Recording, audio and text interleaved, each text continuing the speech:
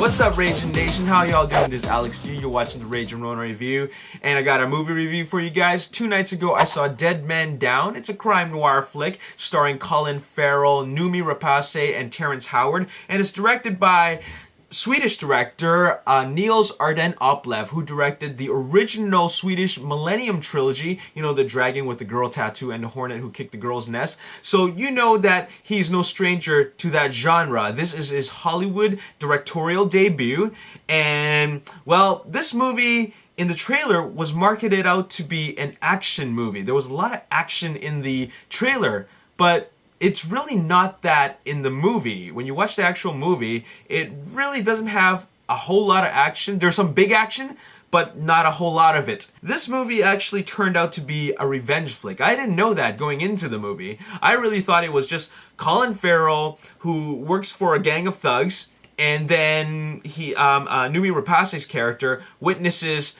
him kill somebody, and then she uses him or blackmails him to get her vengeance on someone who got her got her face all screwed up from a car accident. So that's all I gather from the movie trailer, and then all this big action happens and I really don't know why. It turns out that both these characters have a shared common interest, and that is vengeance. I'm not going to reveal too much about that. So at the beginning of the movie, I didn't really know what the heck was going on. But it turns out that this movie is actually a revenge movie. I thought it was more of a big action movie, but it's not. It's a movie about shared vengeance between two strangers. And I don't mind that. I like revenge movies. I just didn't know that going into the film. It's a crime noir flick, so you know it's going to be very dark and grimy and actually very melodramatic. But with this film being Niels Arden-Oplev's first Hollywood English directorial debut, it felt like a European indie art house film, which eventually evolves into standard Hollywood fare by the time you get to the third act of the film. Now, it's not bad, but it really doesn't try to be great either. Essentially, you have Victor's story and Beatrice's story,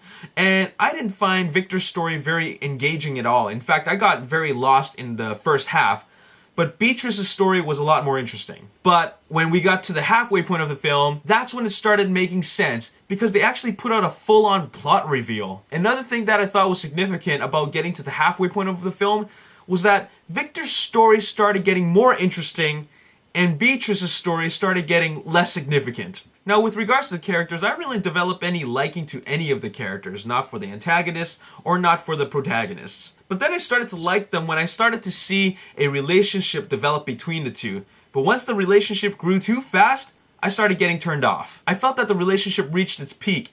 But it's not like it's a love story, but if they wanted it to be a love story, they didn't do a very good job. However, it was just good enough to move the story forward. It's more of a story-driven film, even though the character development is quite apparent, but it happens all too conveniently. I mean, how do you not see that a relationship is going to form between Victor and Beatrice, and how are you not able to predict where the story is going to end up by the time we get to the third act? Like I said, the story was a bit of a mess in the first half, but it tries to fix itself with a smart ending, but the damage was already done. At first, I thought the problem with the film was the pacing, but it's not that.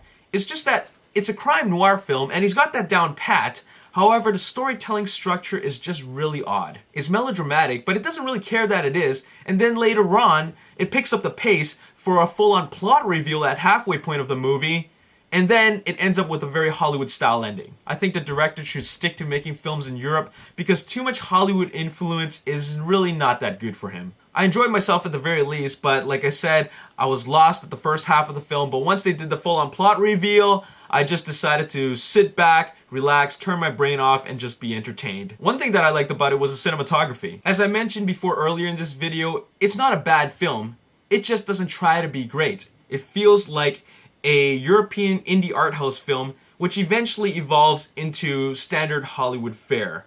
6.75 out of 10. What did you think of Dead Man Down? Let me know in the comment section below. As always, if you enjoyed this review, hit that like button, subscribe to my YouTube channel, like me on Facebook, The Ragin Nation, and also follow me on Twitter at Ragin Nation. My name is Alex Yu, and thanks for watching. I'll see you next time. Peace. Took the comic book movie genre to a whole new level, bringing in a more dark, gritty, and violent take on Batman. You know, we're used to seeing the more